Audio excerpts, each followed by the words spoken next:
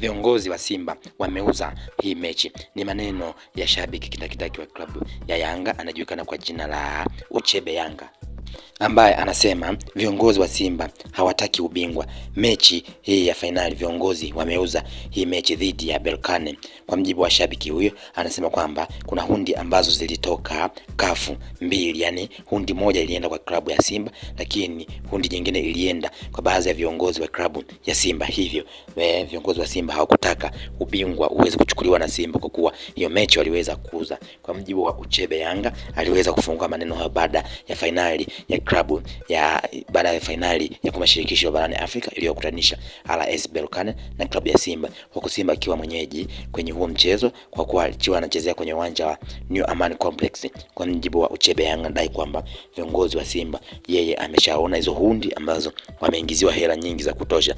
Mmoja hundi imeenda kwenye klabu, lakini hundi nyingine imeenda kwa moja ya kiongozi wa mpira kwenye klabu hiyo ya Simba. Hivyo na kudai kwamba viongozi wa Simba hawakutaka ubingwa, ila wao walitaka wafike tu hiyo hatua ya finali na waweze kuchukua medali, kwa kuwa Berkane walikuwa hawana uwezo, ila walichobeba ni kwamba ndio maana refa aliweza kuwapendelea zaidi, kwa kuwa alikuwa anajua nini ambacho wamekifanya nyuma ya pazia. Ikumbuke kwamba baada ya finali hiyo wadau tofauti waliweza kujitokeza na kutoa maoni kutokana na mwenendo wa klabu ya Simba jinsi ambavyo iliweza kucheza, na ndipo ambapo naye akaweza kupita kwenye maoni yake kwa kudai kwamba viongozi wa Simba wameiuza hiyo mechi kwa kuwa Berkane alikuwa ana uwezo wa kutolewa na hilo kombe likabakia hapa Tanzania.